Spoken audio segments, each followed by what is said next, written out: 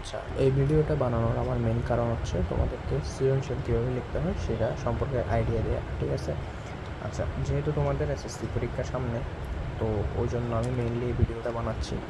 দেখো, এসএসসি পরীক্ষার মধ্যে শুধুমাত্র যে আমি সব বিষয়ে পারবো ওইটা আমি সব কিছু জানি ওটার উপর ভিত্তি করে আসলে সৃজনশীল প্রশ্ন লেখা যায় না। সৃজনশীল প্রশ্ন লেখার জন্য কিছু টেকনিক অবলম্বন করতে হয়, ঠিক আছে? তার মধ্যে মেন কিছু একটা প্রধান যেটা আমার স্যাররা দেখে খুশি হয় সেটা হচ্ছে প্রেজেন্টেশন। খাটাতে আমি স্যারদের সামনে কেমনে প্রেজেন্টেশন করতেছি ওটার উপর একটা মার্ক পাওয়া যায় মোটামুটি, ঠিক আছে?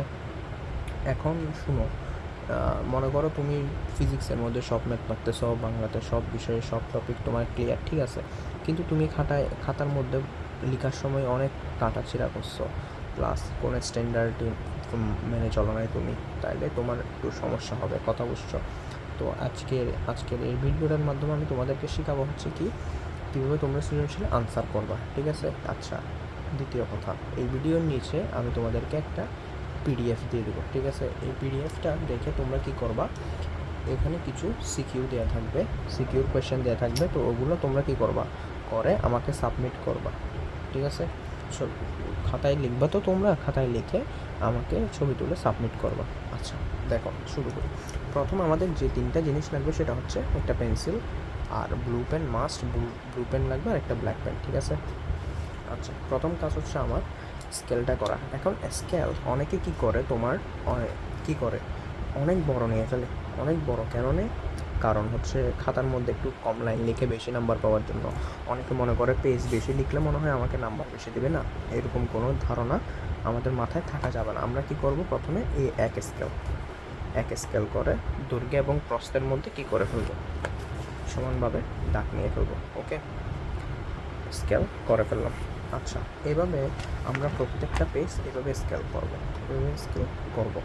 আচ্ছা, করার পরে আমাদের তো সৃজনশীল প্রশ্ন থাকবে। আমাদের গ্রুপ সাবজেক্টে সৃজনশীল প্রশ্ন থাকে 5টা করে, আর নর্মাল যেগুলো আছে ওগুলোতে লিখতে হয় কত করে, 7টা। তো আমাদের একটু মাথায় রাখতে হবে আর কি। আচ্ছা, টাইম ম্যানেজমেন্ট ওটা নিয়ে আমরা পরে আসবো। তার আগে আমরা জাস্ট প্রথমে শিখবো যে কীভাবে সৃজনশীল লিখতে হবে। যেহেতু আমাদের পরীক্ষার বাকি বেশি দিন নাই, সেহেতু শিখবো যে আমরা কীভাবে আমাদের সৃজনশীলটাকে কী করা যাবে, মানে লেখা যাবে আর কি, ঠিক আছে? আচ্ছা, আসি আমরা অবশ্যই যেটা যখন লিখবো 1 নং প্রশ্নের উত্তর, 2 নং প্রশ্নের উত্তর, 3 নং, তখন আমরা অবশ্যই কোন পেন ইউজ করবো, অবশ্যই ব্লু পেন ইউজ করবো, ঠিক আছে? যেমন ধর আমি এখানে লিখলাম 1 নং প্রশ্নের উত্তর। এখানে আমার কি ইউজ করতে হবে, ব্লু পেন ইউজ করতে হবে। ব্লু পেন ইউজ না করলে কিছু হবে না, কোনো কিছু হবে না। জাস্ট আমার কি হবে, আমার একটু প্রেজেন্টেশন একটু মানে হাইলাইট করবেন আর কি, ঠিক আছে? আমি এখানে এভাবে দিলাম, অনেকে এভাবে না দেয়, অনেকে কী করে দাগ দিয়ে দেয়, জাস্ট একটা দাগ দিতে পারো তোমরা, আমি এভাবে দিতাম। তো আমি তোমাদেরকে এভাবে দেখাচ্ছি। আচ্ছা, 1 নং প্রশ্ন উত্তর লিখবো। এখন কথা হচ্ছে এখানে তো ক আনসার করবো, ঠিক আছে?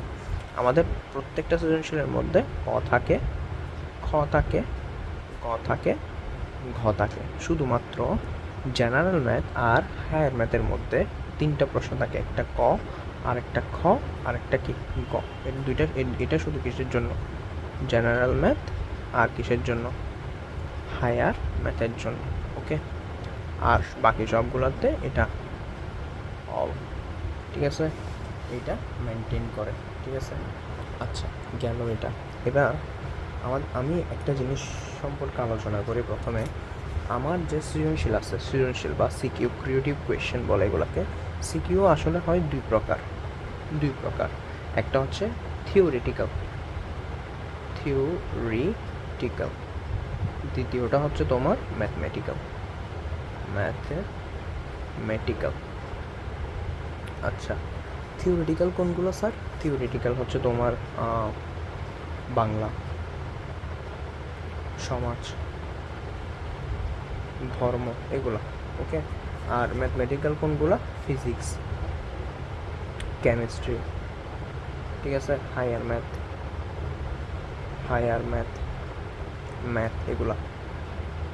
আবার এখানে প্লাস বায়োলজিও আছে, আবার অনেক সময় কেমিস্ট্রিও হইতে পারে, ঠিক আছে? আচ্ছা, গেল। তাহলে থিওরিটিক্যালের মধ্যে কোনগুলো? বাংলা, সমাজ, ধর্ম, বায়োলজি, কেমিস্ট্রিগুলো, আর ম্যাথমেটিক্যালের মধ্যে physics, chemistry, higher math, general math, এগুলো। ওকে, আচ্ছা দেখো, এবার দেখো থিওরিটিক্যালগুলো আমরা কেমন আনসার করব আর ম্যাথমেটিক্যালগুলো আমরা কীভাবে আনসার করব সেটা সম্পর্কে আমি আলোচনা করতেছি।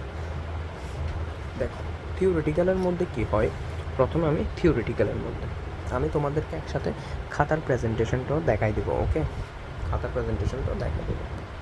আচ্ছা দেখো, আমি আবার নতুন একটা পেজ নিলাম, স্কেল করে ফেললাম আমি, এদিকেও একটা স্কেল এদিকেও একটা স্কেল করে আমি স্কেল করে ফেললাম। আচ্ছা দেন দেখো আমার কী করতে হবে, আমি এখন শিখবো হচ্ছে থিওরিটিক্যালটা। ঠিক আছে, আমি উপরে হেডিং দিয়ে দিলাম থিওরিটিক্যাল সিকিউ। থিওরিটিক্যাল সিকিউ কীভাবে আনসার করতে হয় সেটা সম্পর্কে আমি তোমাদেরকে বলতেছি এখন। ওকে, আচ্ছা প্রথমে লিখবো আমি 1 নং প্রশ্নের উত্তর, এটা তো লিখবো অবশ্যই 1 নং প্রশ্নের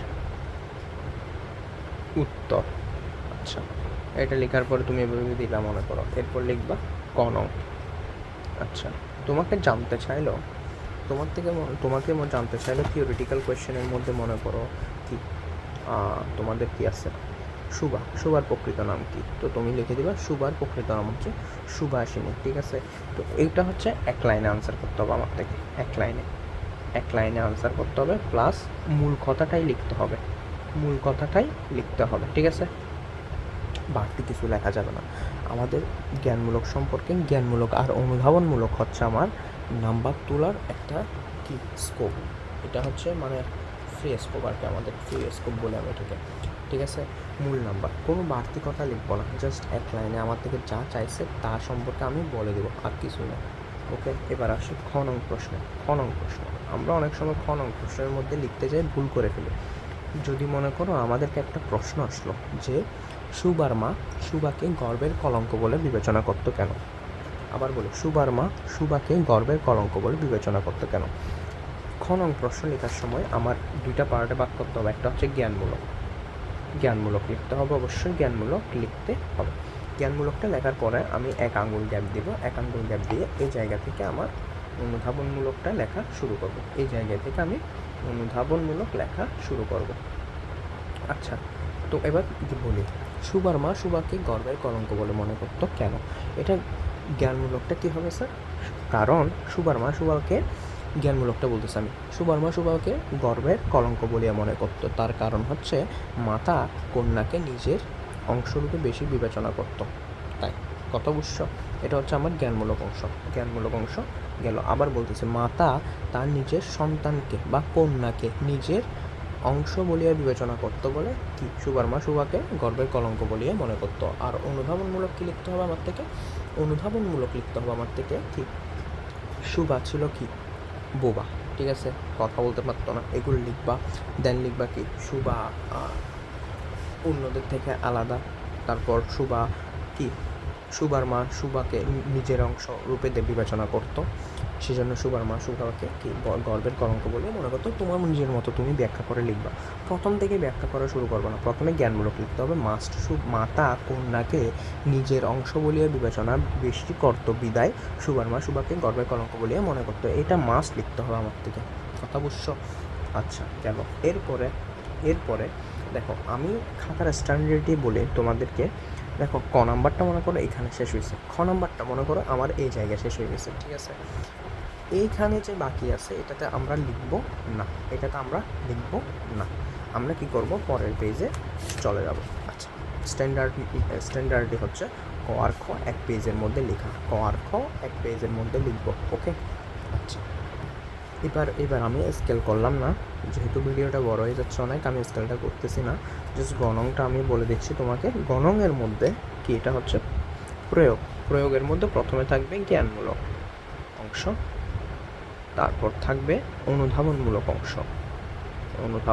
অংশ, এক আঙ্গুল গ্যাপ দিয়ে। ঠিক আছে, আচ্ছা অনুধাবনমূলক শেষ হয়েছে, এরপর আমি 1 আঙ্গুল গ্যাপ দিব, প্রয়োগ শুরু করবো এখানে। আচ্ছা প্রয়োগ। আচ্ছা স্যার গ নাম্বারটা কতটুকু লিখবো? স্যার গ নাম্বারটা কি 2 পৃষ্ঠা লিখবো নাকি 3 পৃষ্ঠা লিখবো? না স্যার, 2 পৃষ্ঠা বা 3 পৃষ্ঠা লেখার দরকার নেই। আমরা কি করব, জ্ঞানমূলক, অনুধাবনমূলক, প্রয়োগ সব কিছু মিলাই আমরা চেষ্টা করব এই এতটুকুর মধ্যে শেষ করে দেওয়া। পরের পেজের এতটুকুর অর্ধেকের থেকেও কম, মানে 1.5 পেজের থেকেও কম, এই এতটুকুর মধ্যে সর্বোচ্চ 1.5 পেজ, এই এতটুকু যেতে পারবো আমি। গ নম্বর প্রশ্ন হচ্ছে 1.5 পেজের মধ্যে শেষ করে দেওয়া হচ্ছে আমার টার্গেট। কথা বুঝতে পারছো? আচ্ছা, এখানের মধ্যে স্যার গ নম্বরের মধ্যে আমি কী লিখবো? জ্ঞানমূলক লিখতে হবে আমার থেকে, সেম জ্ঞানমূলক লিখতে হবে। মনে করো আমাকে একটা উদ্দীপক দিল যে কি, একটা উদ্দীপক দিল, মনে করো কিসের উপর ভিত্তি করে বলবো আমি, ধরো তোমাকে একটা উদ্দীপক দিল যে কি এমন একটা চরিত্র সম্পর্কে উদ্দীপকে বলা আছে যেটার সাথে সুভার মিল আছে। তো আমাকে বলতেছে সুভার সাথে মিল কী কী আছে এটা লেখার জন্য। তো আমি প্রথমে লিখে ফেলবো। মনে করো বললো যে কি, উদ্দীপকে বললো যে মিনু একটা মেয়ে যেটা বোবা প্রকৃতির, ওর পঞ্চেন্দ্রিয় আছে, হ্যান ত্যান এগুলোও পারে। বলতেছে ওর সাথে সুভা গল্পের সাদৃশ্য কী আছে। ঠিক আছে, তো তোমার থেকে লিখতে হবে এও বোবা এগুলো সাদৃশ্যগুলো। আমি লিখবো মিনু গল্প